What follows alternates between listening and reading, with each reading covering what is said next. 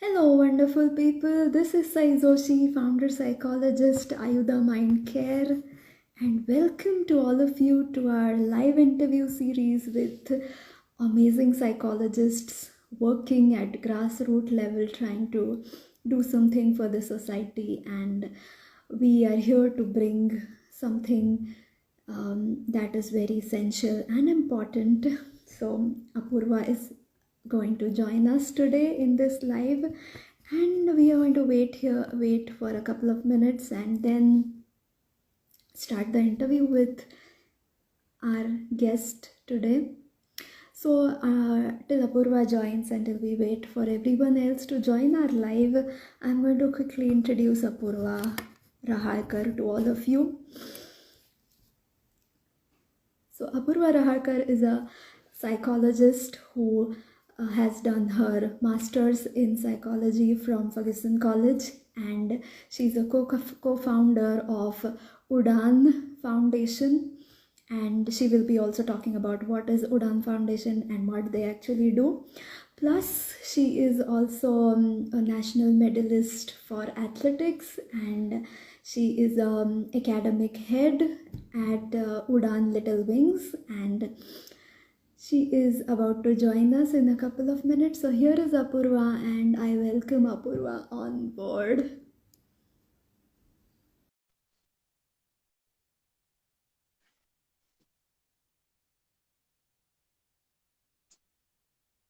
Okay, let me just go ahead. Hi Apurva, how are you? So good to see I'm you. good. Yeah, you look so good. Such a How are long you, time. Sai? How are Yeah, you? exactly. It's been a long, long time. Really long time.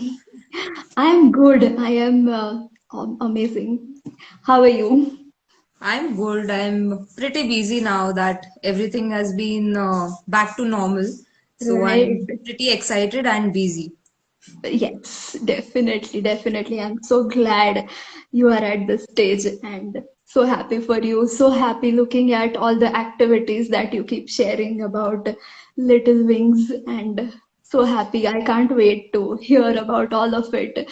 So, Apurva, I tried to introduce you briefly, but I would like you to introduce yourself because I know you do that really well.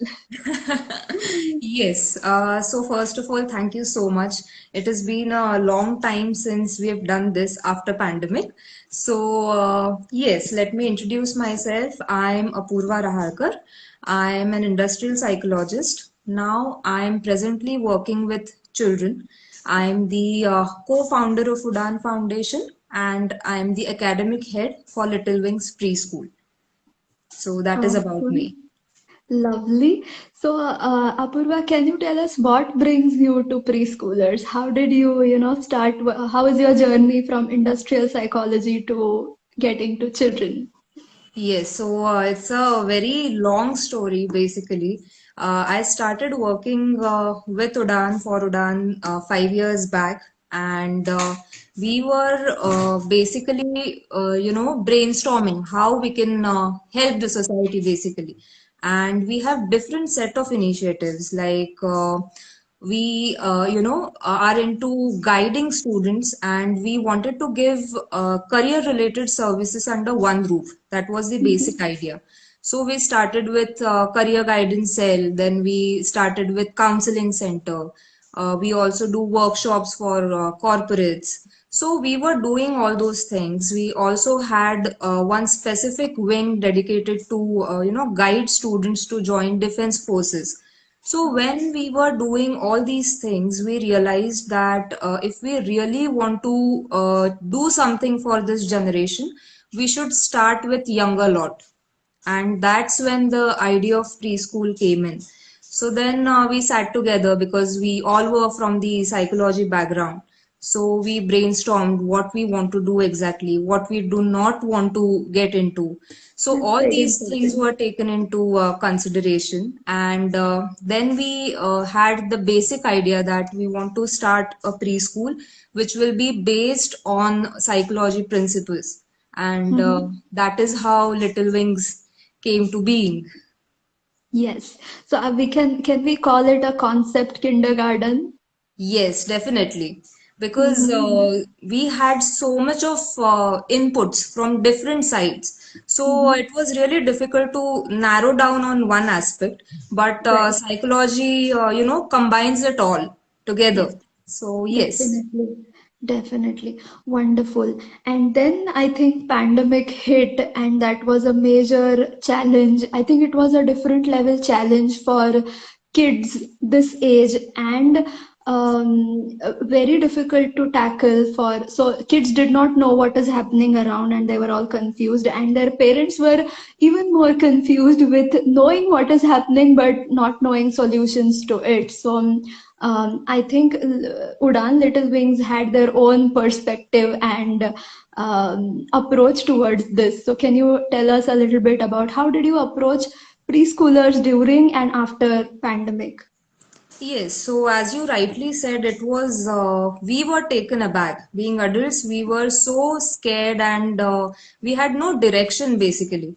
So we were very empathetic towards adults. I must say that workers are not getting proper pays or adults are not financially stable or everything. But we did not consider kids, at least not the preschoolers, right? We were more concerned about primary or secondary school going children, but not about the preschoolers. Everyone Mhm. had a thought at the back of their mind that it is okay. They are just two or Yeah, three. It is okay even if they miss out on 1 year of their right, schooling. But it was not so. We had tough time, reaching out to parents and telling them that this is not the case. You need to be spending lot of efforts actually on the well-being of your child, or giving him or her the exposure which he or she would have gotten if the kid was going to the preschool. So now that right, responsibility was on the parent side. So it right, was really difficult. And as I rightly earlier said, we were very sure what we did not want to do. So correct, it was one part when pandemic started, we were very sure that we don't want to get into online learning for these right. children, Mm-hmm. because we kept harping as parents or as educators Mm-hmm. that we should not get into online learning or screen time and everything. And Right, then as our philosophy goes, it was not right on our part.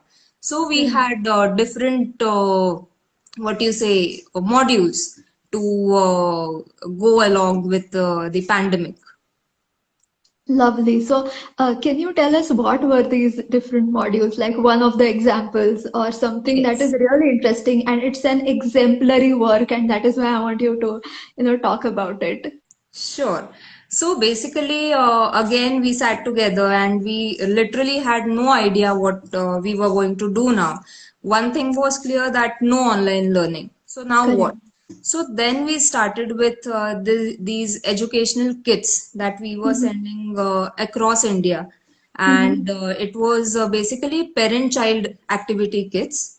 Then, for people who were based in Nasik, we started with home tutoring. So, our Mm-hmm. teachers were going to the child's place and taking the activities, so that somehow we give them some exposure. Then Right. we again sat down and we thought that we should do something more. So then we started with slot based schooling. So Mm-hmm. 1 hour of slot was given to every child, and that time we started with our school. And I think from Feb we started with normal school. Wow. So, Yeah. how was your overall experience of slot-based school and home tutoring? What was the response from? And majorly, what I would like to focus on is so these kids were actually missing out on the social interaction and the whole idea of school. And, they were maybe they were developing a fear of going out into society, meeting other people with the masks and everything covered. It's a important phase of development, like we study in developmental psychology. And with all these restrictions, there was a lot of hindrance in the natural development. So these kind of approaches that you applied seems to have a little bit of liberation, and I think Nasik kids had a privilege to enjoy that. So what was your experience about all these activities, different ways that you tried to execute? Yes, so it was definitely not like normal schooling. The kind of exposure that we give to children in normal conditions, it was definitely not that. But we tried our level best to give them the kind of inputs that are necessary for their mental development, their physical, their emotional, development. So holistic development was our, focus. So there were few parents we were those who were really interested, and they took the initiative actually. They came up Mhm. with the idea that you please start with something like this, and then we got into it. So as you rightly said, there were a lot of apprehensions from both the sides, from parents' sides Mhm. as well as from the school side, Right. because it was new, and we were trying, and it was all like trial and error. But parents were supportive. Kids are they are so innocent and they are so lovely. They adjust really well. Actually, it's adults who find it difficult, but for children it is comparatively easy. So, but there were few problems, like you said, children were not very comfortable with group more than 4 to 5 children, or they were Mhm. not comfortable interacting with their neighbors. So it Mhm. was very heartbreaking to see, because these are the things that matter to them. It is Correct. important for them to go out, to explore, to meet new people, make friends. All Right. this was not possible, but somehow we kept going. Right. And now that you have resumed back to normal schooling, do you see the after effects of pandemic on kids now? Yes, sadly, yes. Because as I Mhm. said, children are not very comfortable with more people around. They are little bit reserved. They are, earlier children used to take 4 or 5 days to adjust into the new environment, but now Right. they take longer time. We have Mhm. to focus more on sharing and all those habit formation, because earlier years where child goes to the school at the age of 2 or 3, now the child is directly coming to the school at the age of 5. So Right. as a school it is very difficult to get all children on the same page, basically. Correct. Few Right. parents were able to teach their child few concepts. Others, they were not very, into academics. So it poses a lot of responsibility on teachers' part now. Yeah, Right. so it is how it has been. Right. Wow. Okay. So we have also seen that you have different kits, and you have also an approach to involve father in the development of the kids. So would you like to talk a little bit about that? Yes, so whenever parent come to school for inquiring about admissions or everything, the first thing we discuss is that it is a two-way process. Parents' involvement and teachers' involvement is very crucial. But when we Right. say parents, mostly it is considered or assumed that it will be mothers. Responsibility. Yeah. Yeah, so there are those, roles, gender Correct. roles that we have assigned to particular tasks. So we make it a point that even fathers are involved in the curriculum or in the activities that we conduct. Because at our place, it is more of activity-based learning.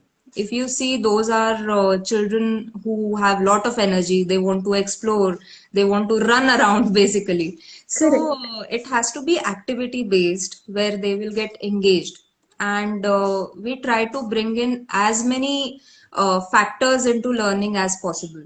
So fathers are the crucial part of bonding and learning for children, and Right. that is how we are running the school. So we have Father's Day celebrated at school, or we have Grandparents' Day celebrated at our school. So yes. I also did see a activity book which was about just father and no, I don't remember what father cool. I think it was father cool or something like that. It was I pretty don't interesting. exactly remember, but yes, you must have seen it because we made it a point that fathers will be involved in activities. Amazing, amazing. Okay, so Apurva, can you tell us about what are the challenges that these kids are facing right now? And what would you like to suggest or recommend parents who are, I think Apurva lost connection.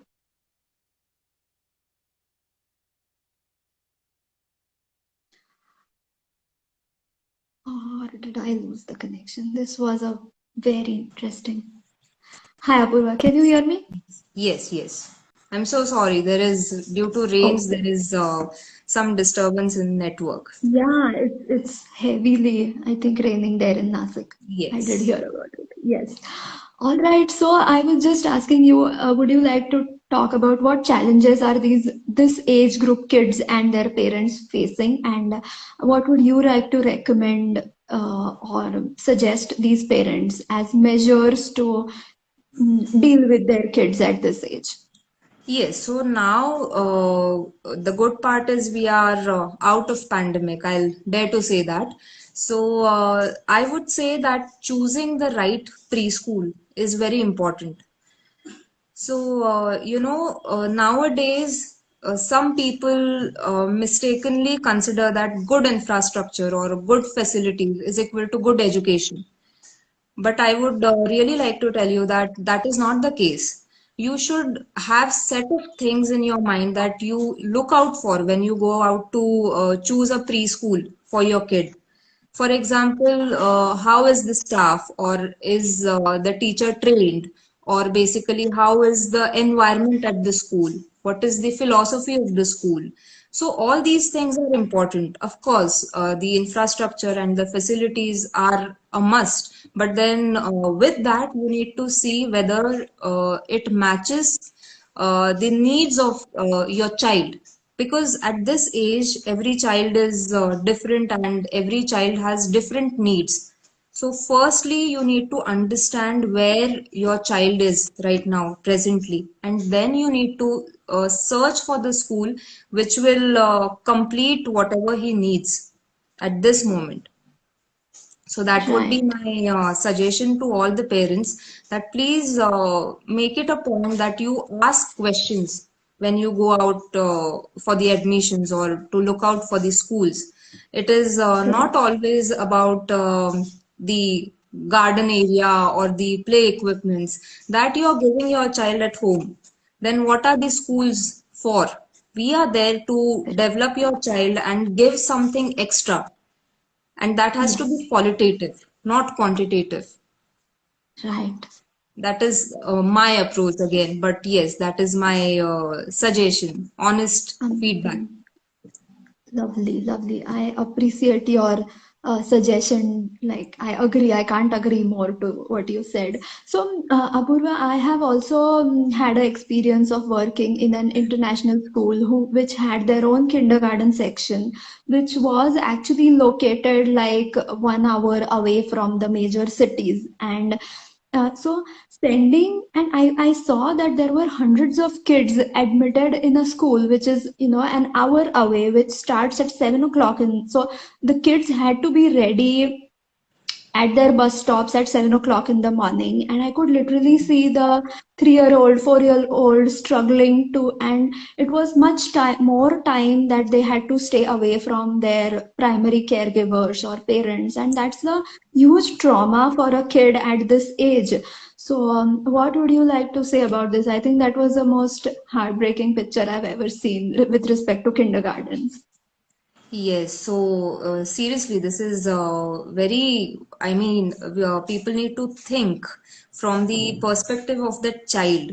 Empathy is very important when it comes to any person, but with toddlers, we need to be more attentive. And with respect to this particular issue, I think it is in law that wherever your school is located, you should be staying within the radius of 3 kilometers. But many parents don't know about it, or there is so much of competition in people's mind that if my child is going to this particular school, it is all going to be okay. Then they are ready to, compensate anything for that. So I think we should think a little bit what we are sacrificing Educate in the parents. bargain. Yeah. And there are a Yeah. lot of things, not only the travel time or the location of the school, but as I said earlier, what the school is offering. What is the philosophy of that school? Does it match with what you intend to give to your child? So all Mhm. these things are really important, and with kids from the age group of 2 to 6, it is of utmost important, I feel, because they cannot vouch for themselves. We are there for them, and if we Mhm. overlook these things, then who are going to look out for them? Yes, yes, it's going to be a huge impact that will be created on the personality development of that particular child, I guess. Definitely. And yes, so I want to ask you the most cliche question ever asked to a teacher. So, what do you have to say about toddlers using digital devices, mobiles, and I think that you see it everywhere, and nobody is an exception to, you want to feed the kid, you have a phone. You want to keep the kid quiet and engaged for something, you have a tablet or something. And I think I don't know how to, answer these questions sometimes, and I would like you to elaborate on this.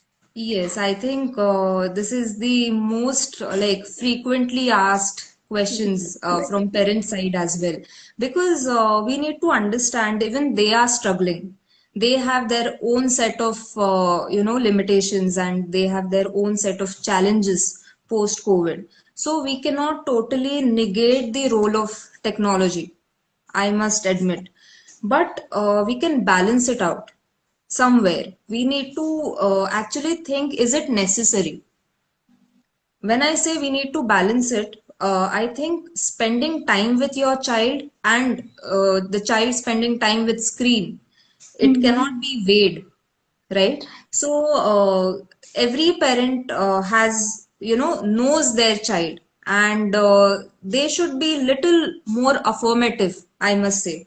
And Mm-hmm. I will say that children imitate a lot. So you should watch out for your actions, your behavior, what instructions you're giving. Are you following them by yourself first? So being honest with yourself and telling what you yourself can follow, please do that, because your Right. child is learning unconsciously. We don't make him sit and teach him or her. He will look out, he will observe, and he will learn. So I think reducing it by yourself first, when Mm-hmm. you're having few rules or regulations in house. For example, there was one parent who used to, when she returned from the office, there was time slot given, and after that she used to never see the screen. So it was Mm-hmm. set in that child's mind as well that I have 1 hour of screen time. After that, by hook or crook, I will not get my iPad or phone or whatever. So children learn and they adjust, as I said. But you need to watch out for your actions first. That is Right. my sincere advice. Awesome, awesome. I loved that, and I'm sure all people here are going to definitely take away this thing from the conversation today. Yes, I think we Yes. can try. Not only parents, but also teachers. At school, we have reduced. There is no such thing as smart class in our school Mm-hmm. now, because Wow. already children are seeing screens so much Now we want them to explore, we want to make them learn by doing rather than just seeing. Yes. We have seen that when we have storytelling sessions, for example, earlier we used to, include screens in our lesson time, but Yes. now we have totally stopped it because after pandemic we have seen that when, for example, if we just take the example of storytelling, so we have seen that for stories now children need a screen or something visual input. When Right. we were toddlers, we Toddler. used to imagine. When our Yes. grandparents or parents used to tell us stories, we used to imagine crows and jungles and zoo. Yes. We had our own set of things in our mind. But now that Yes. has been stopped because of the visual inputs and auditory inputs that we are giving children with the screens. So I will request that where it is possible, please omit the screen presence. Wow, this is a interesting insight, and I think it's very important to consider this thing and help children imagine things. So, would you suggest some activities to help children imagine, like develop their imagination? Excuse me. Yes. Yes, definitely. So at school, what we are doing is now we have gone back to slate and pencils, which was Mhm. there in our childhood. Yes. So, for example, I will just take the example of storytelling. Now, Mhm. if one person is narrating the story, we make children draw things or the characters which are there in the story. So, this enhances their imagination, their creativity. It might not be perfect. The lion might not look like a lion, but it is okay. At least it is giving the input which is needed at that age to that child. So, this is Right. one example. Another thing is you can give them auditory inputs and not visual Mhm. inputs. So then Mhm. we play the story, for example, and children just enact the stories. So, for Mhm. example, the thirsty crow. Yeah. So we give them mass of the crows, and they are enacting while they are listening to the Wow. dialogues. So these are the few things which even parents can include during their bonding time. Right. Wow, this is so interesting. I would really like to visit your school someday, You must, Apurva. you must. And I would recommend all our viewers to also just, take a look at a school like this because this is a concept schooling that happens and you focus a lot on hands-on experience, doing things, activities, and that's the most important thing at this age. So yes, okay, Apurva. So would you like to add something on the conclusion note to on this area? Yes, I would just say that now that we are out of pandemic, it is time for us to just reflect. Just take a bit and reflect what we really want, what is really important. For parents, I would suggest that it is okay. Please don't, be in hurry. Be patient. Your child is also facing a lot of challenges academically or development wise. So just be patient. It will all be like it used to be before pandemic, but for that we will have to actually take a lot of efforts from all the sides if we want our children to be mentally, physically, emotionally sound. It will not be a cakewalk. We will have to do things, we will have to take out time, even when you have other adulthood challenges in your head, you will have to be patient. So that is what I would like to tell everyone. Wow. So, Apurva, is Udan Foundation also getting into doing some classes or courses with respect to parenting the toddlers? Do this earlier also, but now after starting with the preschools, we have our parents where we call them together. We have lectures with different psychologists or we take into consideration what are the feedbacks from the parent side, what do they really Mm-hmm. need, and accordingly Mm-hmm. we conduct all these sessions and workshops for parents or for grandparents. So Mm-hmm. accordingly we are trying to do our bit. Lovely, lovely. Amazing, Apurva. Thank you so much for such an insightful session. And I love how you love your job. And it's so good to see you. Thank you so much for joining us. And I would love to have more conversations with you like this. So keep in touch Definitely. and see you super soon. Yes, definitely. And thank you for having me here. And as I said, it was long time we had not connected. Yes. So as I said, technology sometimes is Yes. beneficial. Yeah, it helps. So yes, thank you so much. It was lovely talking to you. Welcome. Lovely talking to you. Same here. See you soon and take care. Bye bye. Bye. Bye.